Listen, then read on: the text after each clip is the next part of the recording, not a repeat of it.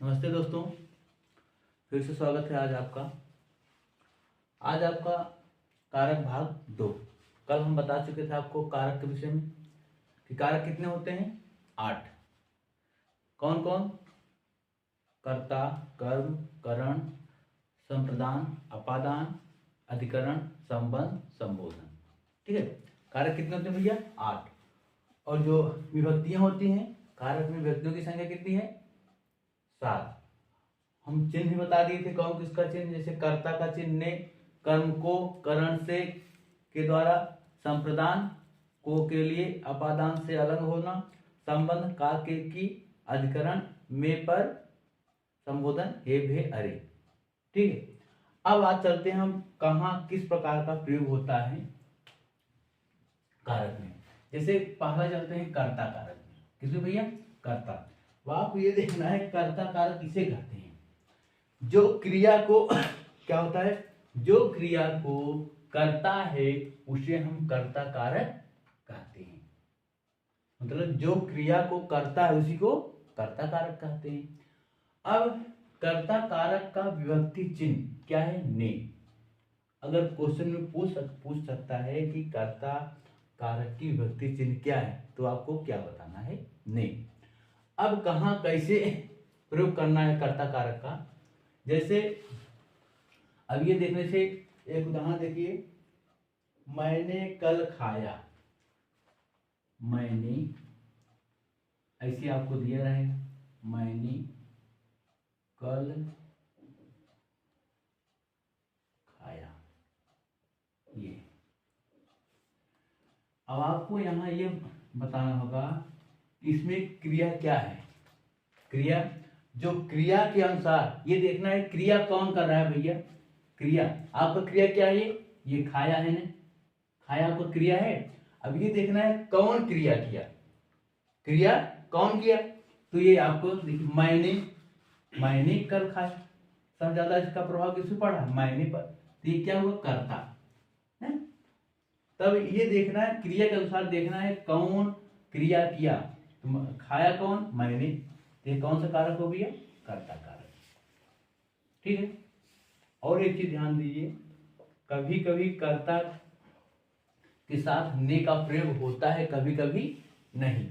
इसे अगर सर्वनाम है तो सर्वनाम में अक्सर देखा जाए तो जुड़ा रहता है ने, और संज्ञा में अलग से रहता है ने का प्रयोग ना। देखिए उसका बताना संज्ञा वाला जैसे लड़के ने पुस्तक पढ़ी। क्या? लड़के ने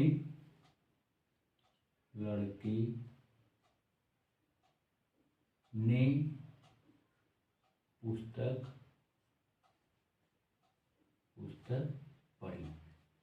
अब ऐसे आपको दिया रहेगा ऑप्शन कि इसमें कौन सा कारक है, यही पूछेगा। कर्ता कारक 4 ऑप्शन दे देगा आपको, कर्ता कारक, कर्म कारक, करण कारक, अपादान कारक ना। अब आपको ये देखना है कौन पढ़ा, पढ़ी। लड़के ने पुस्तक पढ़ी। देखिए क्रिया कौन किया है, आपको ये देखना है। क्रिया ये है आपको ना, पढ़ी, पढ़ी क्रिया है, ये मालूम है ना। देखिए कौन पढ़ी, कौन पढ़ा। हाँ, तो लड़के ने, क्रिया कौन कर रहा है? लड़के ने ना। यहाँ कौन सा कारक हुआ? कर्ता कारक। ये कर्ता कारक। क्रिया देखना है, क्रिया आपका कौन कर रहा है या कर रही है। तो लड़के ने क्रिया की, तो ये पढ़ी कौन? लड़के ने। तो ज्यादा इसी पे जोर पड़ रहा है ना, लड़के पर।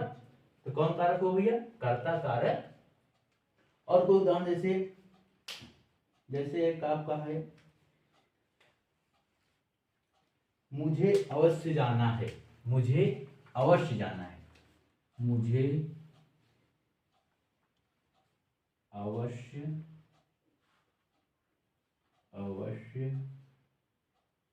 जाना है। इसमें आपको देखना है कि कर्ता कौन है, कौन क्रिया कर रहा है। कौन क्रिया कर रहा है? ये ने, मुझे जाना है। अब क्रिया क्या है भैया? ये आपका जाना। जाना क्या है? क्रिया। अब ये देखिए कौन जा रहा है, मतलब कौन है, क्रिया कौन सा ज्यादा इसमें कर रहा है? मुझे जाना है। तो कौन कारक हुआ? ये आपका कर्ता कारक।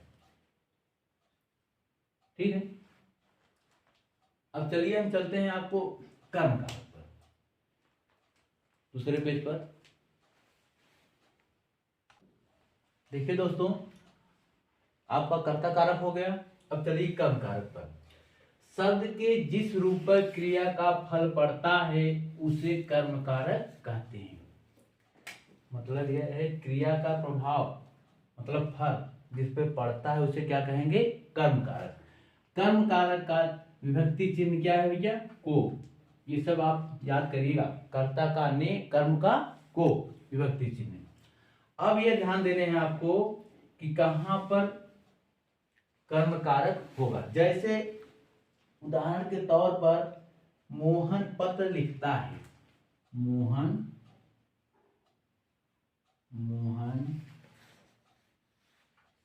पत्र लिखता है। मोहन पत्र लिखता है। अब आप ये बताइए क्रिया क्या है इसमें? क्रिया तो मालूम है नहीं। अब क्रिया सब कुछ सबसे ज्यादा किसको चाह रहा है, मतलब किस पर पढ़ रहा है?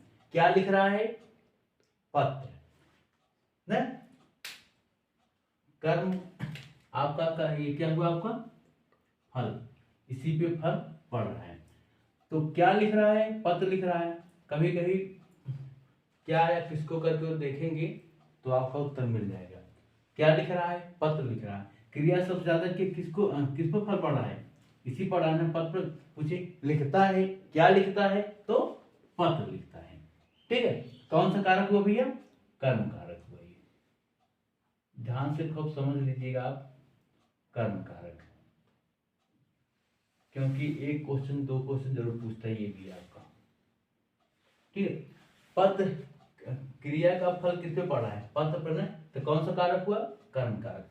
कभी कभी को चिन्ह जब विभक्ति लगती है, कभी कभी नहीं।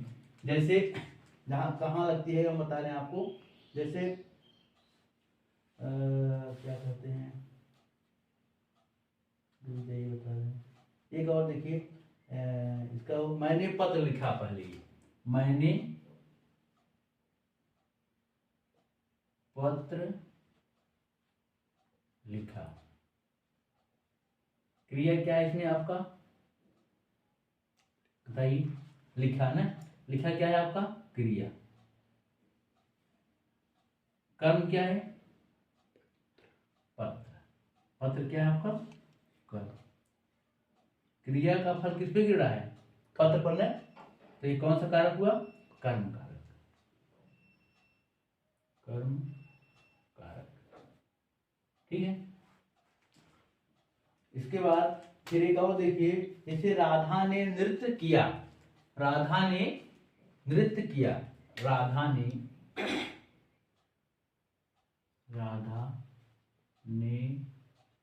नृत्य किया। नृत्य किया ना। क्रिया क्या है आपका? किया। क्या किया? नृत्य। सबसे ज्यादा फल इसी पड़ा है ना, नृत्य किया। कौन सा कारक हुआ? कर्म कारक। आप लोग समझ रहे हैं ना? ठीक है, अब चलिए चलते हैं, इसको मिटा दें, फिर दूसरा बता रहे हैं आपको। जैसे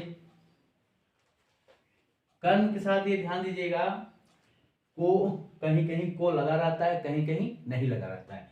और कर्ता में कर्ता के साथ ने का प्रयोग लगा रहता है, कहीं कहीं लगा रहता है, कहीं कहीं नहीं। लेकिन आपको अगर ने आ जाए कर्ता के साथ तो आप क्या टिक करना है? कर्ता कारक। और कर्म के साथ अगर को आ जाए तब कर्म कारक। और कहीं कहीं ने और को नहीं लगा रहता। ठीक है,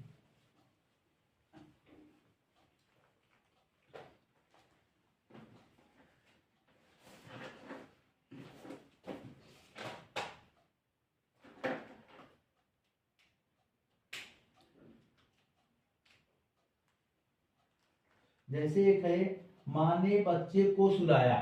माँ ने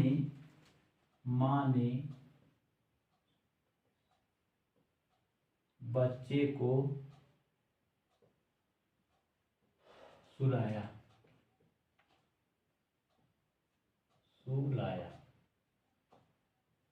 अब इसमें ये बताना है आपका कौन सा कारक है। बताइए क्रिया क्या है इसमें, पहले बताइए क्रिया क्या है भैया? क्रिया आपका क्या है? सुलाया। ये आपका क्या है? क्रिया।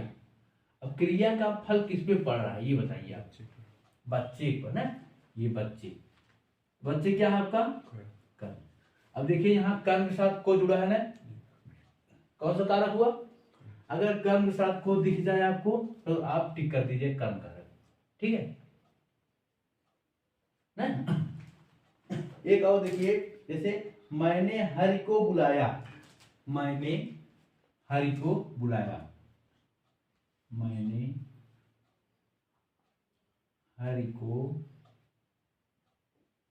बुलाया, मैंने हरि को बुलाया, क्या है इसमें? क्रिया क्या भैया? बुलाया ना। कर्म क्या है? किसको बुलाया? हरि को। तो हरि क्या हुआ आपका? कर्म। कौन सा कारक हुआ? कर्म कारक। ठीक है, पहचान जाएंगे आप लोग ना किसको। यहाँ देखिए कोई चिन्ह जुड़ा है कर्म का, विभक्ति, तो आपको कौन सा कारक हुआ? कर्म कारक। ठीक है, चलते हैं अब तीसरे पर, करण कारक पर। देखिए दोस्तों, अब आपको करण कारक पर, किस पे? करण कारक। संज्ञा या सर्वनाम से जिस साधन की सहायता से क्रिया संपन्न होती है उसे करण कारक कहते हैं। साधन का तात्पर्य ये है जिससे आप कोई क्रिया कर रहे हैं ना। जैसे आप हम बता रहे हैं क्रिया, जैसे आपका भैया वह चम्मच से खाता है, वह चम्मच से, इसका चिन्ह से है, ये तो मालूम है करण कारक का ना, ये ध्यान दीजिएगा। जैसे वह चम्मच से, वह चम्मच से क्या है भैया? वह चम्मच से खाता है, वह चम्मच से खाता है, वह चम्मच से खाता है। आपका क्रिया क्या है?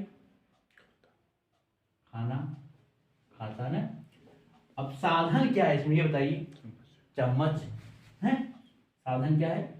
मतलब करण कारक, करण। ये इसके साथ देखिए से जुड़ा है ना, इसका चिन्ह भी क्या है? से। वह चम्मच से खाता है, खाता है क्रिया हो गया आपका, चम्मच से क्या हुआ? ये साधन, तो क्या हुआ? करण कारक चिन्ह। ठीक है, जहां आपका साधन आ जाए, देखिए से जो है आपका एक अपादान में भी रहेगा, एक करण कारक में भी रहेगा। इसमें जो साधन से जो प्रयोग होगा वहां से जुटेगा, वहां जहां अलगाव की स्थिति होगी वहां अपादान वाले में से जुटा रहेगा। ठीक है, ये समझिए। वह चम्मच से खाता है, खाना किससे हो रहा है? चम्मच के साधन हो गया, तो कौन सा कारक हुआ? करण कारक चिन्ह। ठीक है, और कोई उदाहरण देखिए, जैसे एक आपका है भैया, राम ने बाण से मारा, राम ने बाण से मारा। दूसरा नंबर, राम ने बाण से मारा, राम ने बाण से मारा। अब ये बताइए मारा क्या भैया? क्रिया। आपका मारा क्या हुआ? क्रिया। अब साधन क्या है? किससे मारा? बाण से मारा ने, ये आपको क्या हुआ? करण कारक, करण कारक। समझ में आ रहा है आप लोग को? बाण से मारा, यहां देखिए से जुटा भी है। ठीक है, कौन सा कारक हुआ? करण कारक।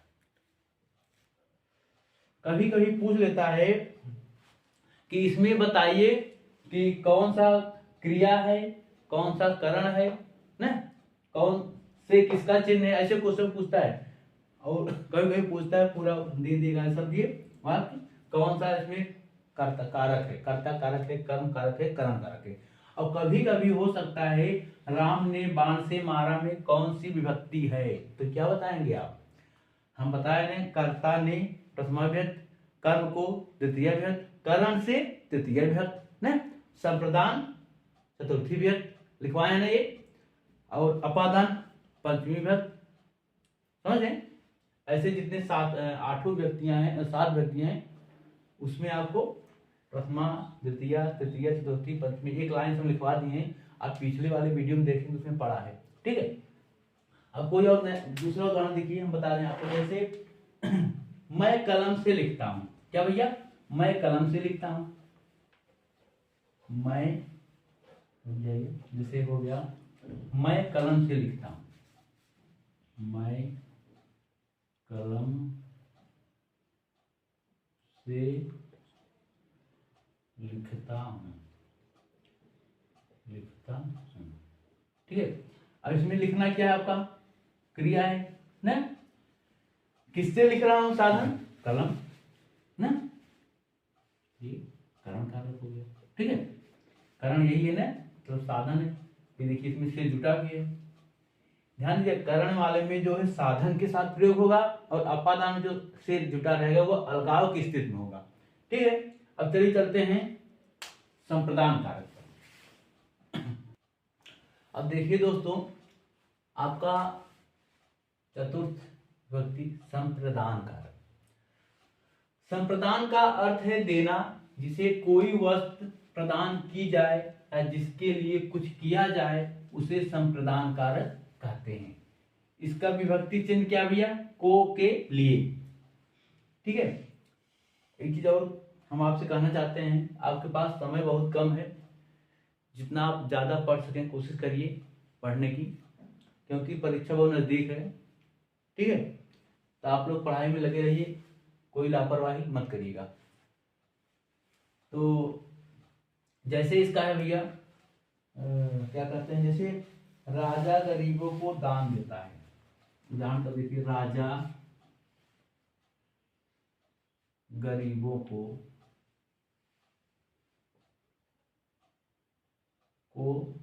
दान देता है, दान देता है। अब ये बताइए, इसमें हम लिखवाने संप्रदान का अर्थ है देना, जिसे कोई वस्तु प्रदान की जाए, जिसके लिए कुछ किया जाए, उसे हम संप्रदान कारक कहते हैं। इसमें हम क्या बताएं, चिन्ह को भी होगा, के भी होगा, लिए भी होगा, ठीक है। देखिए संप्रदान आ गया ना, चिन्ह आ गया को। अब कोई चीज जब दान दिया जा रहा है, किसी को दिया जा रहा है, कौन सा कारक हुई है, संप्रदान कारक। किसको दिया जा रहा है, गरीबों को ना, कौन कारक होगा यहाँ, संप्रदान कारक। कहीं कौन सी विभक्ति है, तो चतुर्थ विभक्ति बताना होगा आपको, ठीक है। एक नंबर। आप दूसरा उदाहरण देखिए, जैसे मैं फल ब्राह्मणों को दे दो। ये फल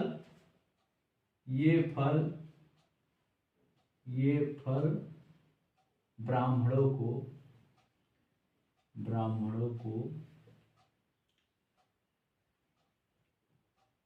दे दो,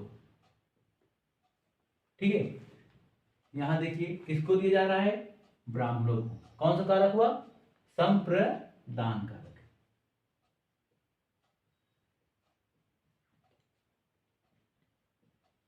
ठीक है।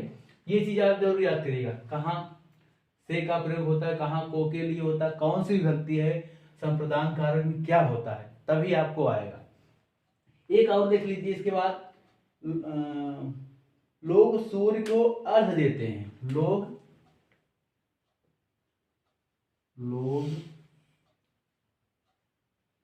सूर्य को अर्घ देते हैं,